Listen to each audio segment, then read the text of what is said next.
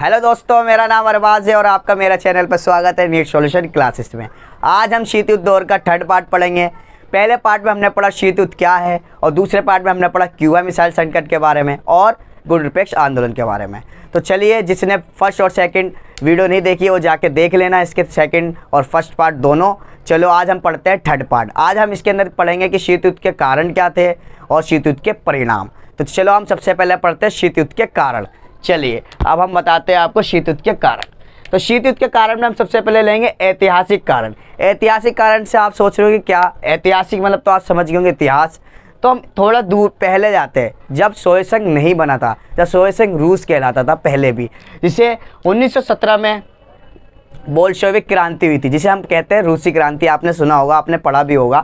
तो 1917 में रूसी क्रांति हुई थी, बोल्शेविक क्रांति। वो किसके नेतृत्व में हुई थी? लेनिन के नेतृत्व में, जैसे आप जानते हैं। तो लेनिन के नेतृत्व में क्यों हुई थी? क्योंकि वो पूंजीवादी विचारधारा को नहीं मानते थे। वो कहते थे कि साम्यवादी विचारधारा हो जिसमें सरकार का पूरा नियंत्रण होना चाहिए। पूंजीवादी विचारधारा के अंदर क्या होता है? पूंजीपति लोगों का नियंत्रण होता है।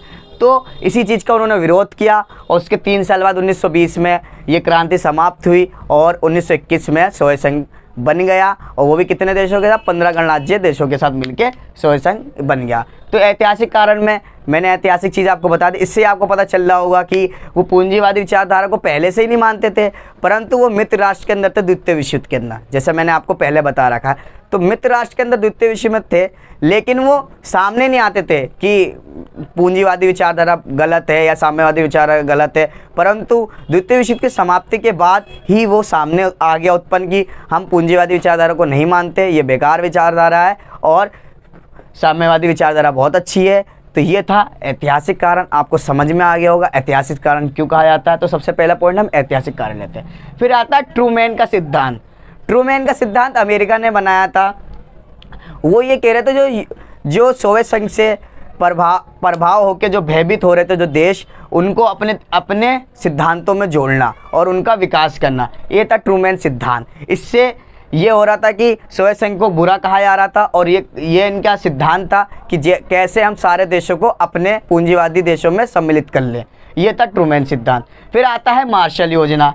मार्शल योजना भी अमेरिका की थी, जिसमें यूरोप के देशों को ये कहा गया था जो सोवियत संघ के साथ नहीं मिलेगा, ठीक है, जो सोवियत संघ के साथ नहीं मिलेगा उसके हम मदद करेंगे, ठीक है। तो इससे ये मार्शल योजना से भी शीत युद्ध को बढ़ावा मिल गया और शीत युद्ध उत्पन्न हो गया। फिर उसके बाद आता है फुलटन भाषण। फुलटन भाषण के अंदर यूके के प्रधानमंत्री चर्चिल, उन्होंने फुलटन में भाषण दिया कि साम्यवादी विचारधारा बहुत बुरी है, इसको कोई भी अपनाए ना। इससे भी शीत युद्ध बहुत तेज़ी से उत्पन्न हो गया। फिर आता है सैनिक संधियाँ। सैनिक संधियाँ में मैं आपको बताता हूँ, 1949 में नाटो बनाया था अमेरिका ने, ठीक है।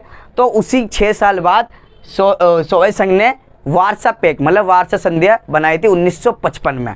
तो सैनिक संधियाँ का निर्माण होने लगा, सैनिक संधियाँ बनाने लगे लोग, दोनों देश आपस में। तो इससे भी शीत युद्ध में उत्पत्ति तेज़ी से बढ़ती रही। ये थे शीत युद्ध के कारण। आपसे 6 नंबर के क्वेश्चन में पूछ सकता है, परंतु अभी MCQ चल रहा है, दिसंबर में शायद आपके एग्ज़ाम होंगे, तो आपसे पूछ सकता है शीत युद्ध कब से कब तक चला, प्रथम विश्व युद्ध कब से कब तक चला, और शीत युद्ध के एक आध कारण भी पूछ सकता है कि इनमें से क्या कारण नहीं है। तो हमने पहले पढ़ा ऐतिहासिक कारण जो बोल्शेविक क्रांति की कहानी के ऊपर है। दूसरा ट्रूमैन सिद्धांत, जो मैंने आपको बताया कि सोवियत संघ के जो प्रभाव से भयभीत हो रहे थे देश, उनको अपने में मिलाने के लिए। एक मार्शल योजना थी जो यूरोप के देश से कहा गया था अमेरिका ने कि अगर जो देश नहीं मिलेगा यूरोप का उसकी हम मदद करेंगे, इससे भी बढ़ावा मिल गया। फिर फुलटन भाषण मैंने आपको जैसे बताया, यूके के प्रधानमंत्री जो तो चर्चिल थे, उन्होंने भाषण दिया कि सोवियत संघ विचारधारा बेकार है, तो वहाँ से भी उत्पत्ति उत्पन्न हुआ। फिर दोनों सैनिक संधियाँ उत्पन्न करने लगे, इससे भी शीत युद्ध की उत्पत्ति में बढ़ावा हो गया। चलो आज आपको ये पता चल गया शीत युद्ध के कारण कि शीत युद्ध क्यों उत्पन्न हुआ, ठीक है। अब हम इसके परिणाम भी पढ़ेंगे, जैसे कि रिजल्ट आता है तो परिणाम हम आपको बताते हैं कि शीत युद्ध के क्या परिणाम हो सकते हैं। आपको मैंने बताया है, जैसे कि आपको मैंने पहले ही बता रखा है कि हमारी दुनिया 2 ध्रुव में बढ़ गई थी, ठीक है।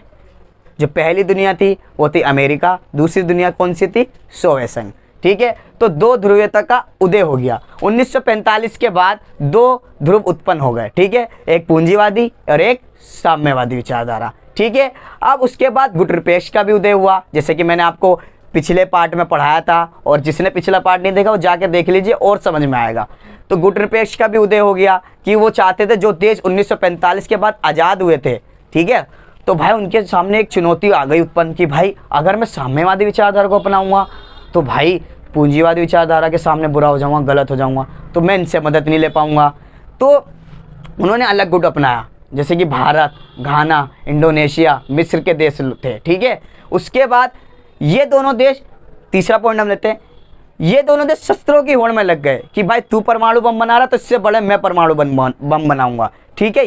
यही चीज़ जाके सोवियत संघ विघटन में आता है, जो आप सेकंड चैप्टर में पढ़ेंगे, जो मैं अगली वीडियो बनाऊंगा यहाँ, ठीक है। फिर सैन्य संधियाँ, जैसे मैंने आपको बताया था, तो सैन्य संधियाँ भी परिणाम के अंदर आता है। इस अमेरिका ने नाटो बनाया, सीटो बनाया, सेंटो बनाया, और उसने वार्षिक संधियाँ बनाई। इससे पूरा परिणाम उत्पन्न आपको पता चल गया होगा, परिणाम, इससे आपको पूरे परिणाम के बारे में पता चल गया होगा। ये थे शीत युद्ध के कारण और परिणाम। अगर आपको मेरी वीडियो समझ में आई हो और आसान भाषाओं में समझ में आया हो, मज़ा आया हो, तो मेरे चैनल को सब्सक्राइब करना और अपने भाई को सपोर्ट करना, ठीक है। शुक्रिया, धन्यवाद।